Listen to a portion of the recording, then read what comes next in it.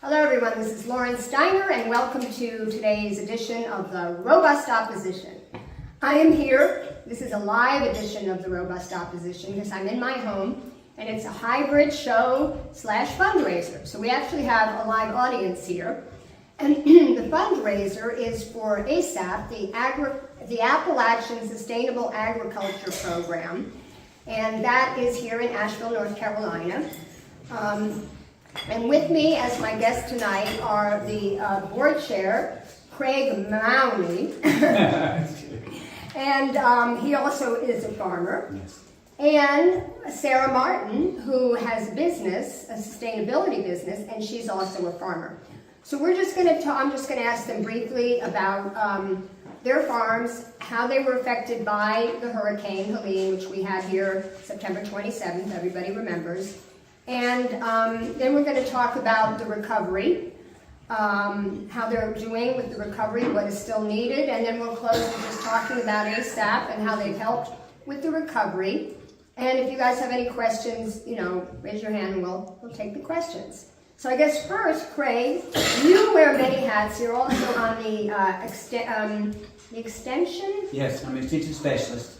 Extension. And for those people that aren't familiar with agriculture, every county has an extension office that does education to help farmers. Right. Mm-hmm. So you could probably give a very good overview as to how all the farms in this area were affected by the hurricane. Yes, and I think the big thing, I just want to make one quick mention, since I am on the board of ASAP, but that ASAP was the only organization that was able to immediately, within a very short time period, help all the small farmers. It takes a while for the government wheels to get to cogging, so just to make that comment. I work with Extension, which we're more into the recovery process, so we didn't do a lot in that initial thing, but help farmers make decisions in there.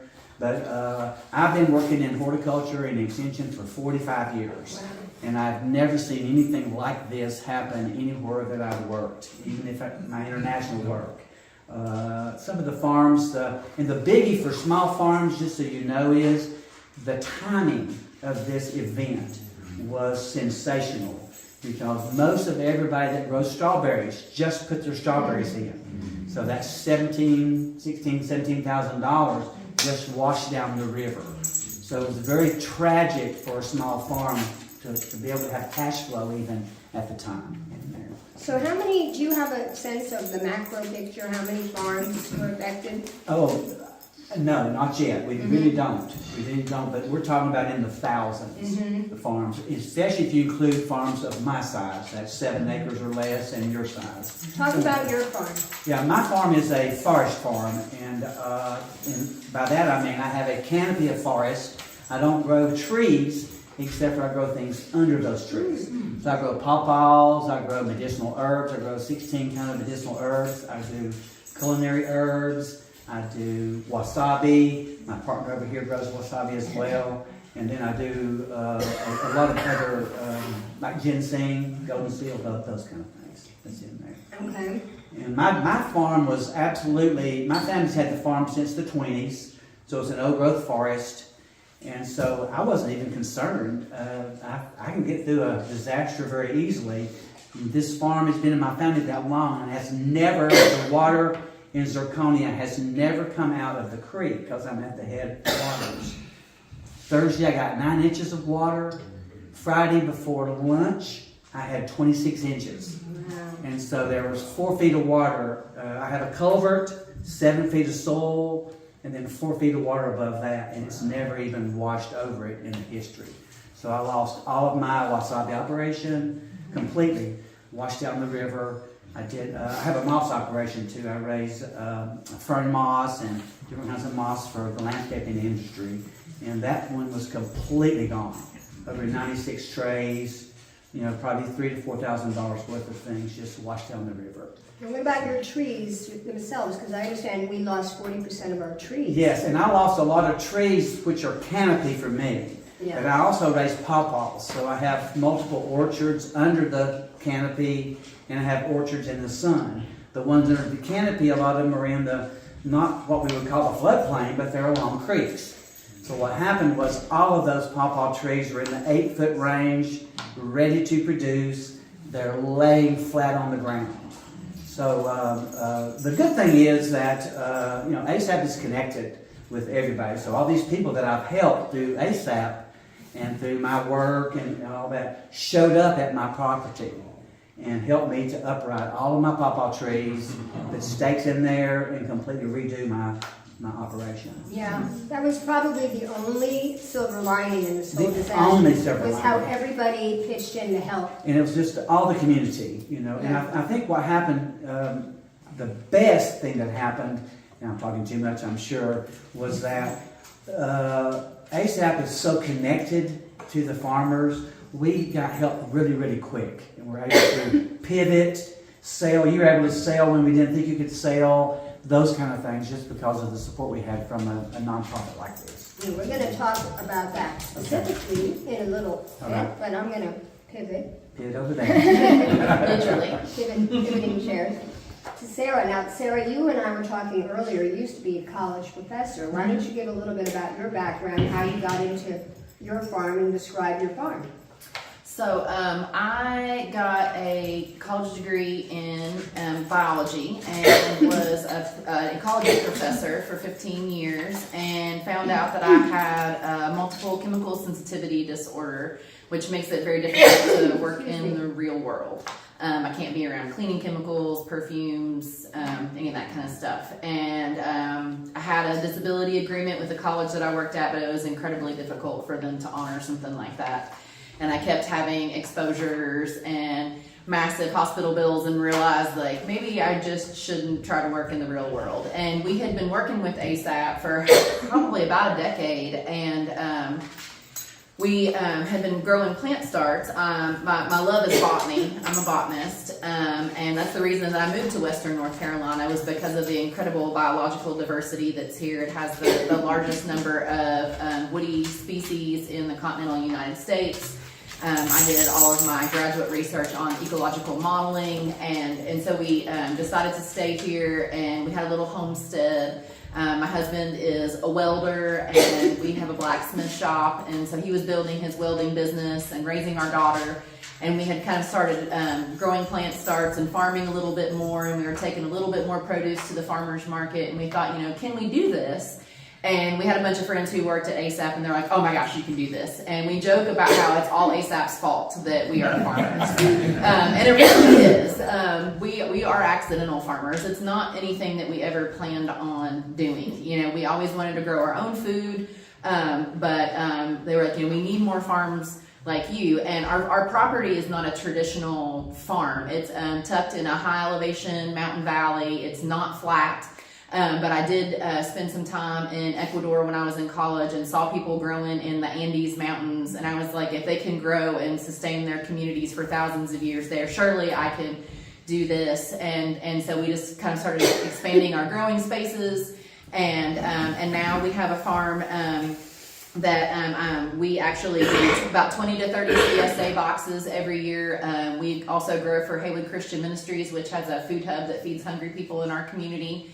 And we really like working with them a lot, because I think that it's really important to get people really nutrient-dense foods, especially people who don't have access to good food on a regular basis. And we also work with 2 restaurants in town and a bakery, and we sell at 2 farmers markets. So we are very easily providing a living for our family, as well as providing food for a lot of other families. And we do this all on under an acre of property, because we utilize regenerative permaculture techniques, and I do lots of ecological modeling on our property, and kind of farm like a scientist. And so I joke about how I grow soil, and because I grow beautiful soil, we get this beautiful nutrient-dense food that we can't seem to produce enough of. And and ASAP's been there with us the whole way, holding our hand and helping make things possible. And like Craig said, they were the first ones to help out. After all this went down, one of our best friends works there, and he got a hold of us, and he was like, we're going to get you guys a check to help you all make sure you can pay your bills, because that was the big scary thing is during the storm, we actually had a landslide that came through our farm. We were all standing on the front porch, and we watched all of our hard work just get buried by just a tidal wave of mud. And we had to grab what we could grab and run for our lives. And so my daughter and our pets that we could take with us, I'm sorry, I'm trying not to get emotional. I told myself I wouldn't. We ran and we had to hide in a barn for 8 hours to make sure that we didn't get killed. And so after that was all done, we just didn't know what we would do, you know. And ASAP, they reached out to us and they put us in touch with granting organizations and helped us find resources. And it was just really incredible. They nominated us for several small grants to make sure we could, we could still put food on our table. And one thing that was really hard was not only did we have loss of property, loss of topsoil, we lost our blueberry orchard, but we also lost all of our crops that were in that area. So we had been growing crops all year long and all that hard work, and then there was nothing to sell at the end. And so imagine like working for several months at your job and then your boss just being like, thanks. And you don't get a paycheck for any of that. So it was really difficult. And so it was really, really special to have our community come together and to support us. We've been working really hard with food justice in our community. We had been running the farmers market, and so we have a lot of connections with folks, and so there was a lot of people that just really wanted to make sure we kept doing what we were doing. And we feel really lucky that we have such an amazing community here. Yeah. Well, it's so tragic. I mean, I've been working more in the housing space, and there's people who just still don't have anywhere to live, you know, and winter has come on, it's been cold. And the FEMA, you know, my last show was about FEMA, who were evicting people from the hotels because they said that their place was habitable, but it really wasn't because it had mold inside, or they were saying they tried to reach them, and they called so many times, and they never called back to tell them if the place was habitable or not. And they said, you know, these people said, we waited on the phone 3 hours, they never picked up. So there's a lot of glitches there with these federal programs, as Eric knows. You know, the state really didn't come through either. They had to put 3 separate bills. Governor Cooper asked for $2.9 billion, and they gave less than $1 billion at the end. And the last bill only had $50 million, and most of it was a power grab to take the, power away from the Democratic Council of State. So it was a disaster. And there are people out there that on social media that are disparaging the government and causing distrust in the government, which is not good. FEMA is a big bureaucracy. It's working slowly, but it has helped a lot of people. Have either of you tried to get assistance from FEMA? I have, and didn't get any assistance because of my main damage that they would recognize was my road. So they don't do any help to do your road accessing into your farm at all.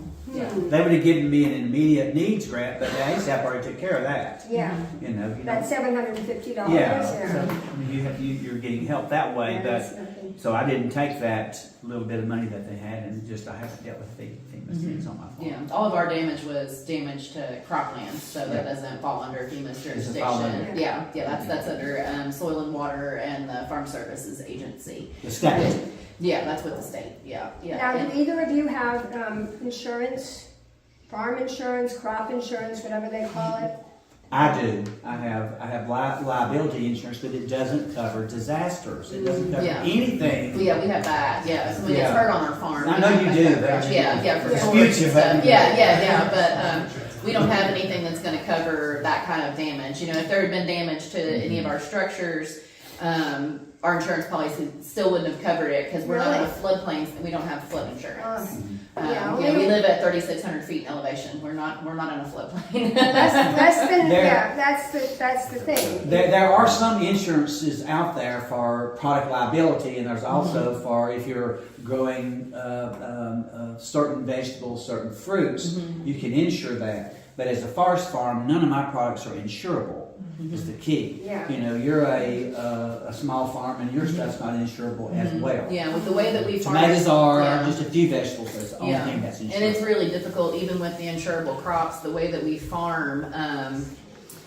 it was funny, we talked about crop insurance, and they're like, well, we need to know your dates and all your stuff and everything, and we were like, well, we have a list of where we started all of our seeds and all of our dates, and they were like, well, all you have to do is just record this, and I'm like, well, there's like over 400 of them, because, we grow things in multiple levels, we constantly are changing our crops out, we never have just bare soil on our farm, we've always got something going into the ground immediately after we harvest something, because we want to keep the soil community alive and vibrant, and so we don't want to have times where there aren't plant partners in there with our soil microbes.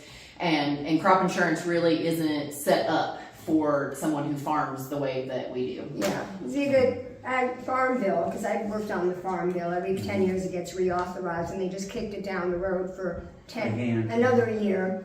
And, it's always a dance between the Republicans and Democrats. The Republicans want the subsidies for the big commodity crops, and the Democrats want the SNAP, the food assistance. One thing I learned, because I watched this documentary called King Corn, if anybody wants to watch it. I watched that one, yeah. It's about how high fructose corn syrup was developed. Because Earl Butz, Nixon's agriculture secretary, his name was Earl Butz. He thought the Americans were spending too much on food. They were spending like 40% on food, which I can understand, buying organic food and really high quality food, not the cheap food that most people have to get because they don't make enough money. So he thought, okay, well, we're going to subsidize, I'm really moving around here. We're going to subsidize corn and wheat and soybeans and all this stuff. And so they made so much corn, somebody experimented and they came up with high fructose corn syrup, and then they put it in all packaged and processed foods. So that's why we have an obesity epidemic. 75% of Americans are either overweight or obese. Back in the 60s, it was 15%. So I came to learn that what you guys are doing is called specialty crops. Exactly. And they don't care about specialty crops. And there someone, I think it's Cori Booker, who is vegan and he eats organic. He's trying to get some coverage, some subsidies for specialty crops. But who knows what's going to happen, with this administration. But, okay, so what has been your process of recovery in the last 4 months? How much are you back up, would you say, percentage-wise? And how much more do you have? I would say we're not even 50% up. And the reason for that, ASAP is doing, I work with ASAP with my regular job extension as a dual partner in education. The biggest issue on all farms is the loss of soil.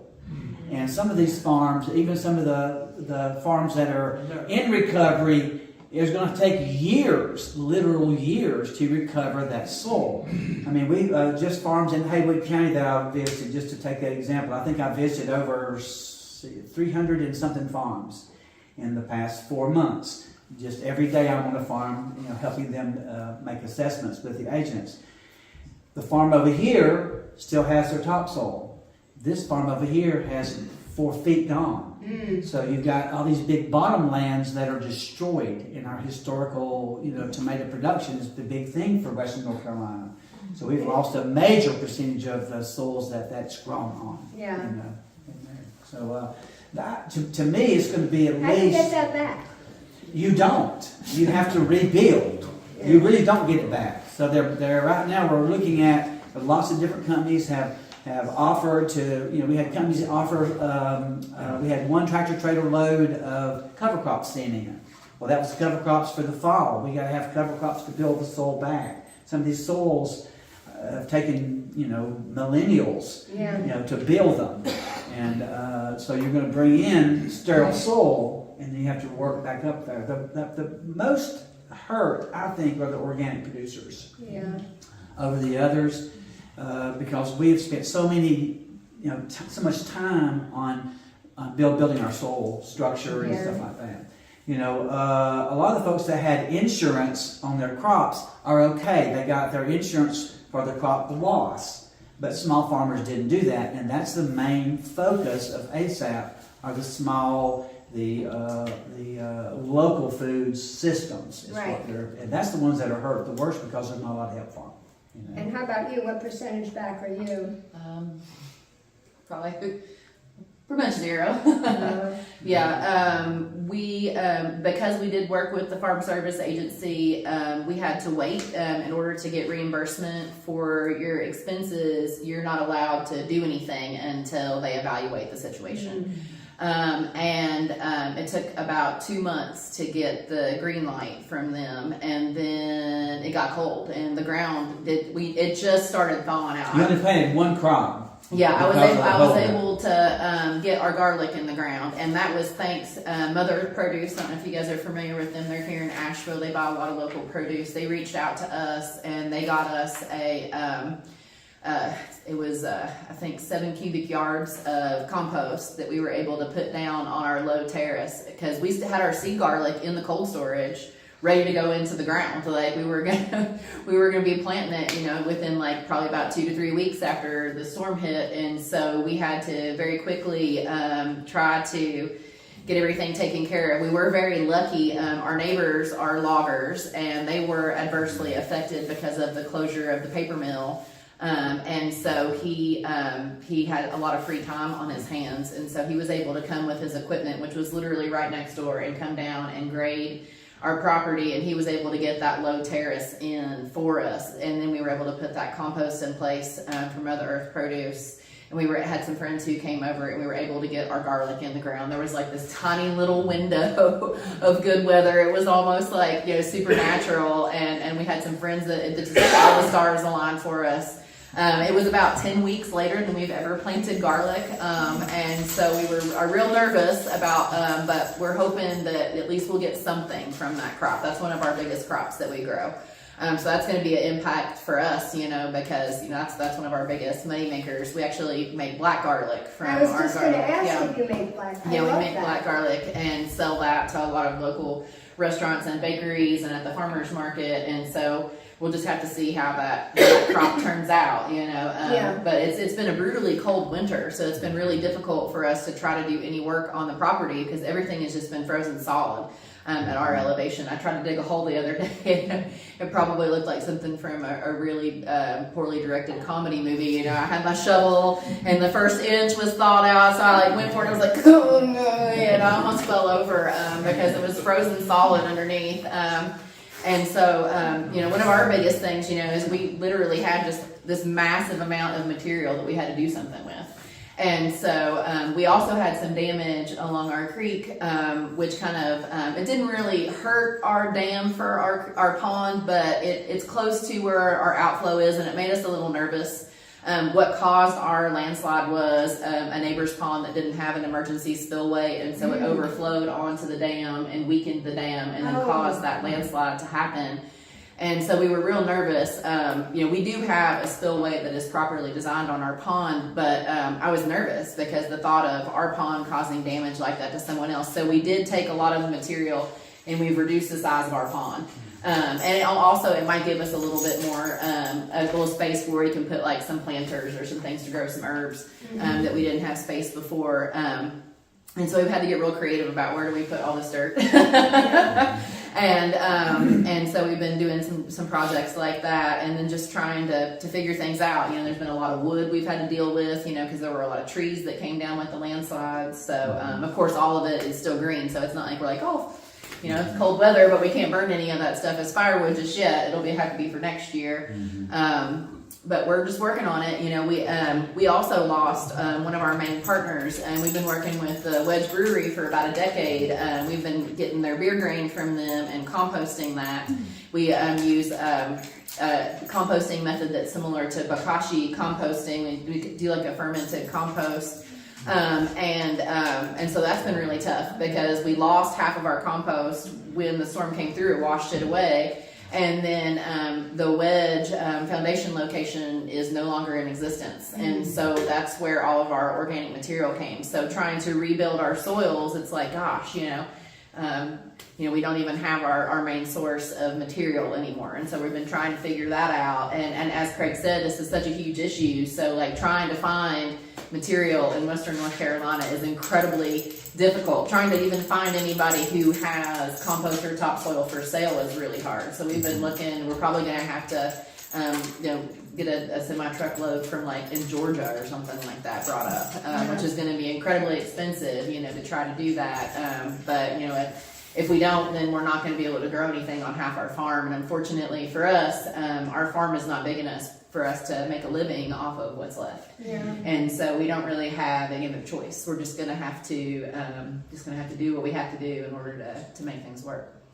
I didn't think about this, Eric, but since you're here, I know you haven't prepared, but would you mind coming up and talking about what you're working on the state level to help these farmers? Happy to. Okay.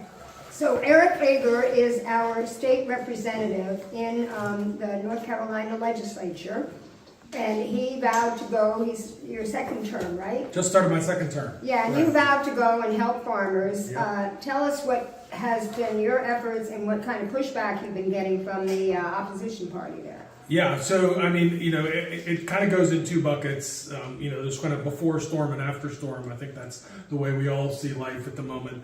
And certainly, in the pre-storm period, I went down to Raleigh, bright and bushy-tailed, and really focused on, as we do on our farm in Fairview here, focused on regenerative agriculture and how do we help small farms, be successful. And it's hard in the legislature. I will tell you that. I sit on the agriculture committee. I'm one of, I think, 2 farmers in the Democratic caucus, at least, in the North Carolina House. And the eastern row croppers and pig farmers and turkey farmers kind of run the show down there. So it's a real effort to try to get them to shift. Working with several kind of external folks and food hubs that are doing a lot of this work. And so you have to build a coalition, and it's about, and I do think that we are gonna, this year at least have some hearings on regenerative agriculture, composting, and at least begin that discussion. So it certainly hasn't been fast, but I'm hopeful that we're going to begin to have that discussion moving forward. On the post-Helene part, and I think you said it well, Craig. I've been telling people down there, or trying to explain it to them. Look, farmers here have 1 of 2 problems. Big chunk of people lost all their soil, and then the other chunk of people had sand and rocks and all kinds of things dumped on top of their soil. And so we've got to find money to help resolve that. And there's going to be there's some federal money coming out. As you said, it's slow. It's not always tailored very well for small farms. But there is going to be some opportunity there working through FSA and extension and soil and water and all those folks. But I do think we need to have I think and there's some hope. I think we'll see from the governor on Monday a proposal for money, another $1.1 billion, I think is the number. And a big chunk of that is going to be for helping farmers to do soil remediation and mitigation of those. So, but that doesn't mean just because the governor says it doesn't mean it's going to happen. That's right. And so it's going to take people like her in this room to really go out and lobby their legislators to include that. And I do think that some of that farming money is possible to get into a bill at the legislature, but it's still going to be work. It's going to be hard. Yeah. Let me ask you this, because Trump just appointed Chuck Edwards to be one of 3 people. And Tim Moore. Yeah, the recovery committee, whatever he's calling it. Mm-hmm. He just makes up these things. Mm-hmm. And Chuck Edwards has been really trying to do a good job for his constituents, unlike his predecessor, Matt. Absolutely. Do you think that could help, because we have a now Republican administration and he's our representative is Republican? I mean, I think that at this point, the Republicans are in control in the U.S. Congress, and the Republicans are in control in the North Carolina House. And so it's, they're the ones that can make those decisions. We can help to push them there, get them the right information, all those things. But I do think, I think Chuck Edwards is wants to do the right thing. I actually had dinner with Chuck Edwards and Tim Moore, who was, the old Speaker of the House and is now in the U.S. Congress. That committee was completely made up. I can confirm that for sure. I talked to Tim Moore about it, and he said, Trump turned around, looked at us, said he's going to put us on a committee. We didn't know what he was talking about. But I do think that both of them are committed, and those are kind of our two Western members of the North Carolina or the U.S. Congress. I think they are committed to helping, but at the same time, I think there's going to be I think at the federal government, there's going to be a real cost-cutting reckoning coming. And so, they're going to be supportive of those efforts for Western North Carolina, but the larger effort and how much money is available, I think we're our timing on this Helene disaster was bad. And so, I worry about that. We'll see how it all shakes out. I'm hopeful that in the North Carolina House we'll certainly do better than or in the North Carolina General Assembly we'll do better than we have. We really haven't done much at all in the North Carolina General Assembly. And so I am, have certainly been pushing for a number of things. And the nice thing about state money is it's flexible and it gets to people quickly. And so that's what we need to do. And we just have to convince the majority party that we need to do it, and we need to do it now. All right, well, I want to close by asking Craig to talk about ASAP and the different things that they've done to help farmers in this process. Right. I think the first thing to mention is that an organization like this, ASAP, is probably one of the few organizations that can pivot really quick and help a farmer really quick. And I think that's the real success of ASAP with this disaster and two other disasters. I've worked with ASAP for several years on the board, and we've worked with 3 different ones and helped even one small disaster in, is it Buncombe? One of the counties that no one could help. It was just an isolated incident in there.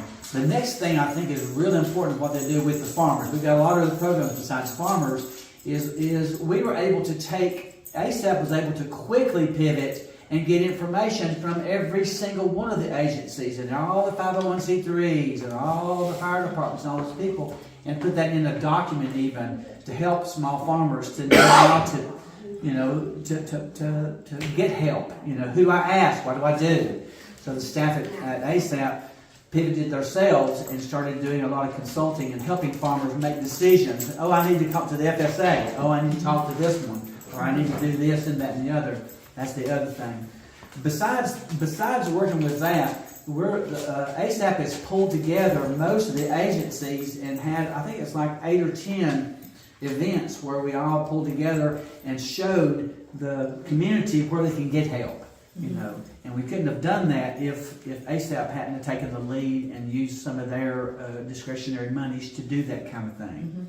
Not just farming. We work with a lot of food issues in the local foods movement. Like we have a Growing Minds program. We have, farm to school, farm to table. We have all these different programs. I can't spend a lot of time on those because I'm the farm hand. But, I just want you to open up your pocketbooks to help our agency if you're willing to do that. Because I don't think that the farmers, what was it, most 30 or 40 farmers that we were able to quickly get cash flow to when you couldn't even get to an ATM to do things. So we were able to do that because of the generosity of the supporters of ASAP. And thanks for letting me come on.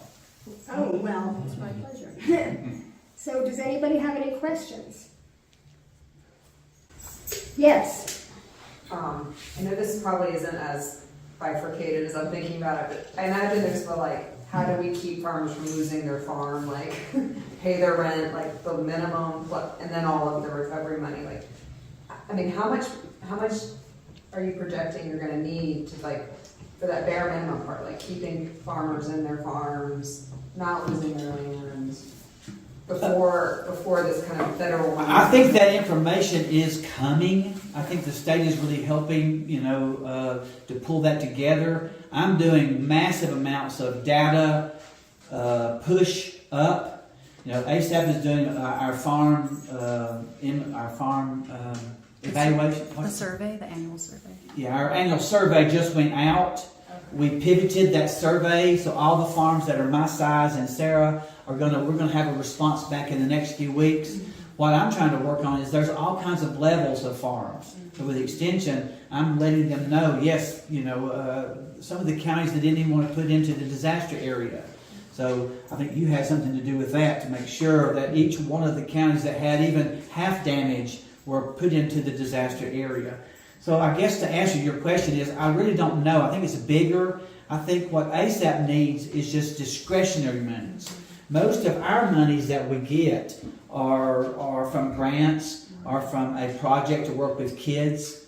But luckily, in the last few years, I work on the development committee too. So the development committee has done a really good job of trying to get more discretionary monies to where we can do stuff like this. I think it's going to be a lot bigger than we're sitting here thinking once we're finished in the next 6 months inventorying what the real damage is. I just kind of walked around it, but I've tried to answer your question. And I'll just say at the state level, I don't think they have a big round number yet. And we're probably not ever going to have that number. We know it's a big number. And so we need to start getting that money out the door as quickly as we can, and start dealing with the ones that we do know about. But that doesn't mean that, that we need to know that. We don't need to know that whole number in order to start. That's been my point. Yes, we have another question back there. I was just wondering, especially when you're talking about your neighbors, the loggers that were able to help, is there an equivalent agency like ASAP in bordering states that you've been able to get help from?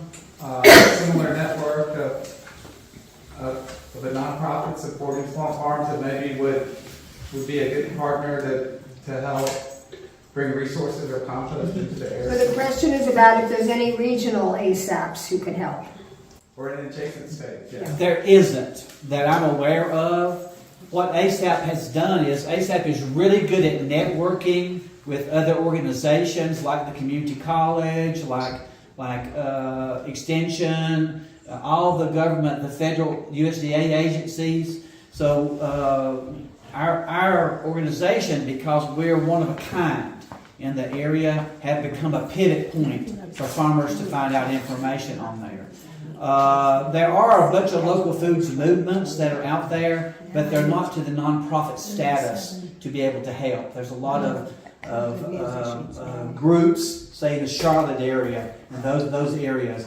ASAP already has a connection with all of those because we're the pioneers for our Growing Minds program and our work with Farm to Table. So we're already connected. That's helping with the food hubs. So folks that aren't able to sell because their market's messed up, they can pivot.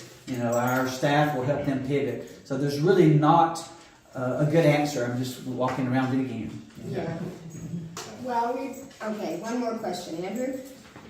In the midst of this recovery, we talked about what the state role and the federal role. We're going to talk about counties and property taxes were due at the end of the year. How is that a component of the recovery?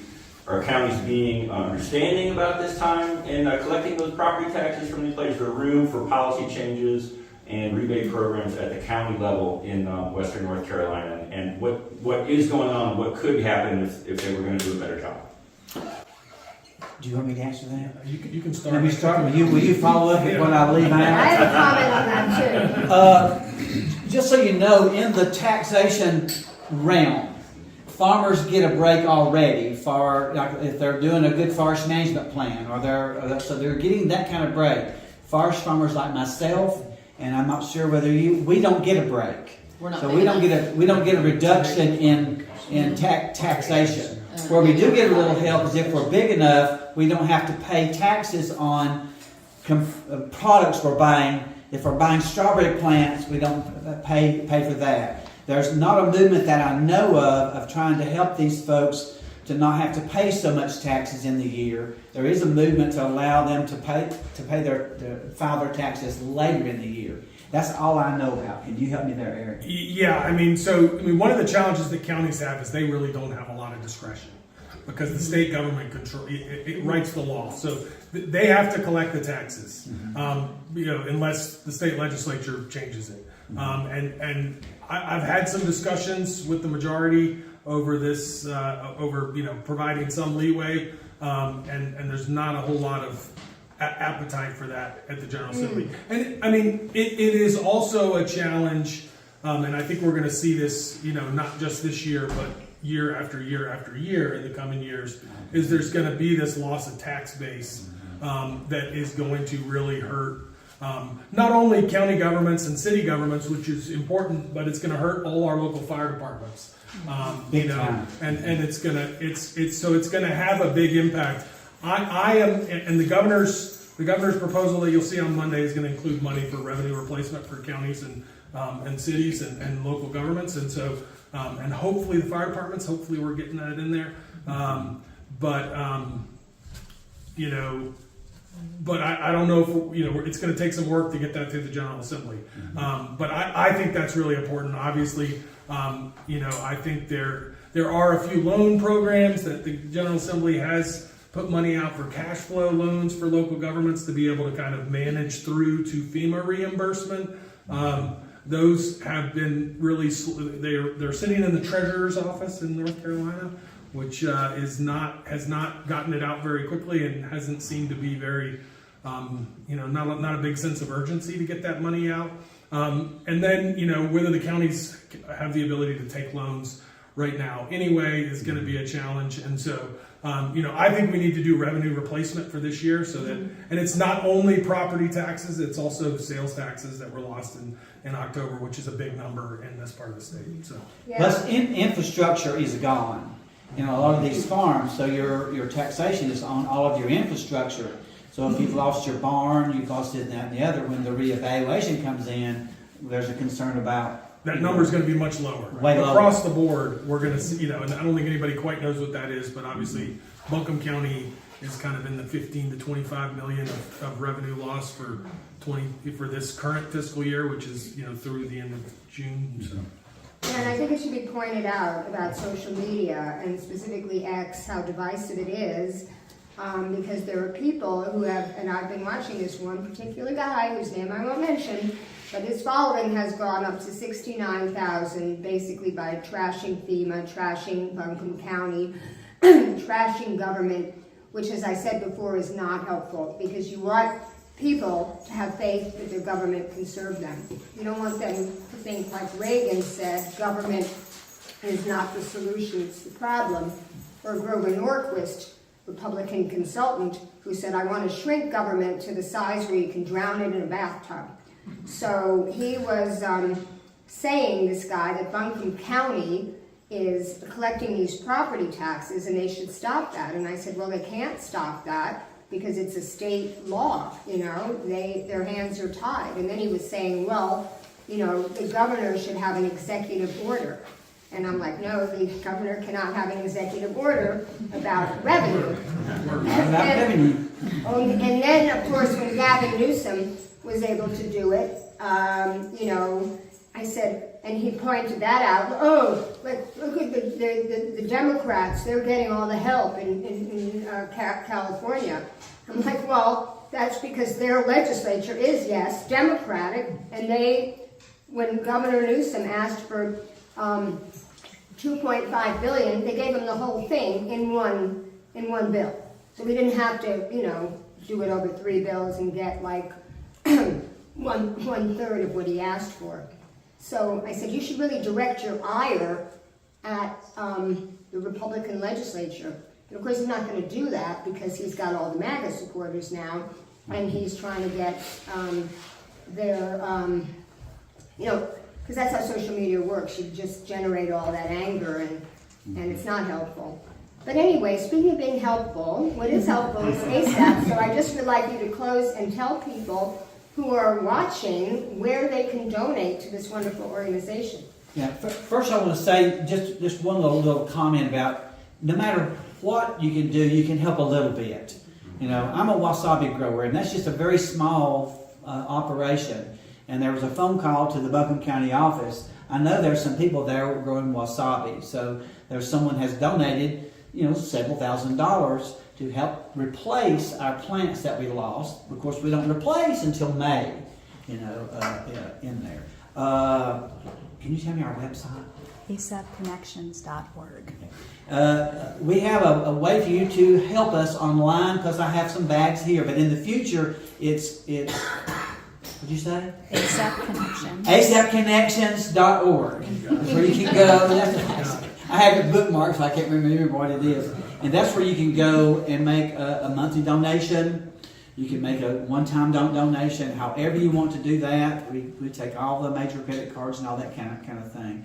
Just a little bit of money helps because we're helping small farmers. They don't need $20,000, $30,000 to really boost them and make them sustainable. We're trying to make them sustainable and not lose the small farmers in our region. Yeah, and Thanks, I'd like to tell the viewers who, you know, I've got followers in the whole country, that just because you're not hearing about North Carolina doesn't mean that we're not still in trouble. We are. You know, we have the 24-hour news cycle. Los Angeles, my old hometown, I left there because of the wildfires, so it's literally out of the frying pan and into the fire, or out of the fire and into the frying pan. But anyone watching should please donate, asapconnections.org, and anyone here in this room who would like to give more, we have some envelopes over here, and we have some materials. We have an entertainment for you. We have Cori Moore and Colin Pressley, who are from, both of you from Warren Wilson? Mm-hmm. Yeah, who are going to perform some live entertainment, and then we're going to have our dinner upstairs. I was a sustainable agriculture major up until the last semester because a lot of that program is still in question of what it's going to look like. Yeah, there's been a lot of restoration efforts at the Warren Wilson farm as well. Well, on Warren Wilson, there's a bunch of really beautiful pastures and just views in general. And I like to spend a lot of my time sitting in those pastures and playing guitar. This is a song I wrote at this one called Dogwood, and I was just kind of looking out over the mountains and thinking about all of the different people that have, you know, passed through this campus and this land have been sitting right where I'm sitting. And this is kind of a song about that.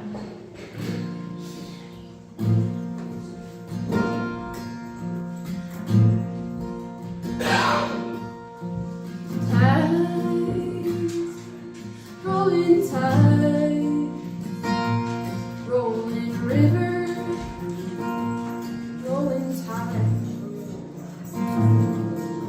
100 years ago, I guess I'll never know. I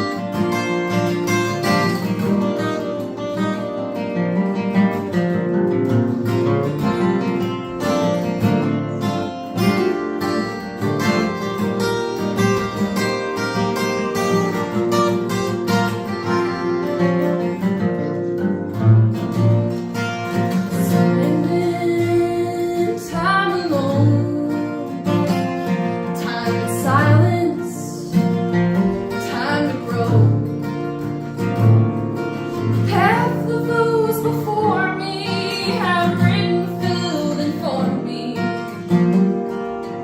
My heart is open and I'm listening. My heart is open and I'm listening. I wanna run and feel the flowers. I wanna taste that morning dew. I'll sing the songs my ancestors and feel the old speak through us. I'll hold the hand of my aging father. I'll speak my love loud and true. I'll sit beside these mighty mountains and feel the old speak through the new. I'll sing the songs of my ancestors and feel the old speak through the new.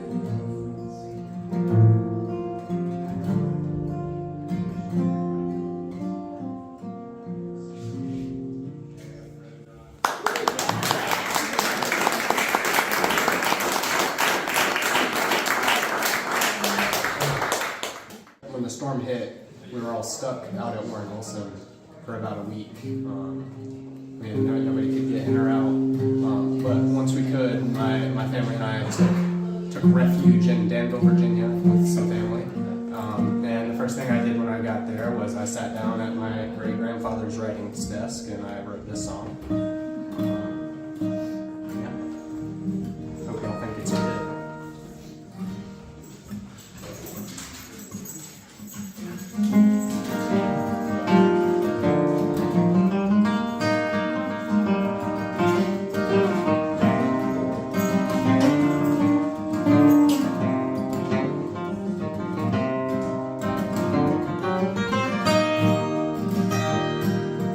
I went down to the river today to see what I could find. There's nothing left but a 9-pound hammer and a tear in the farmer's eyes.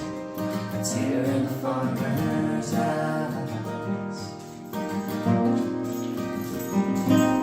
The moon came in on a big dark horse and away again she rides. Many men would lose their homes and many would lose their lives. Many would lose their lives.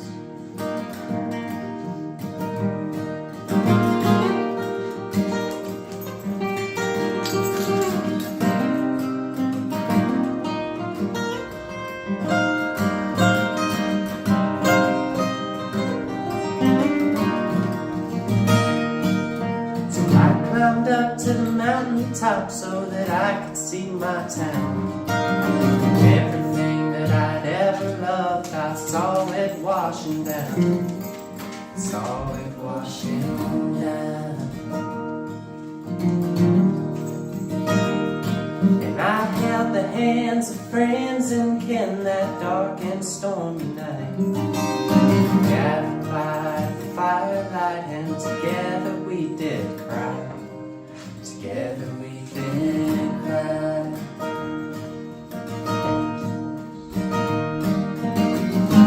There's still faith in disaster. As dark and twisted that may seem. On the one hand, we're thankful to be living, and on the other, we're scarred from what we've seen. We'll rise up from the ashes and dig our city from the mud. With helping hands of friends and neighbors, one alike, we can see to the ends of this flood.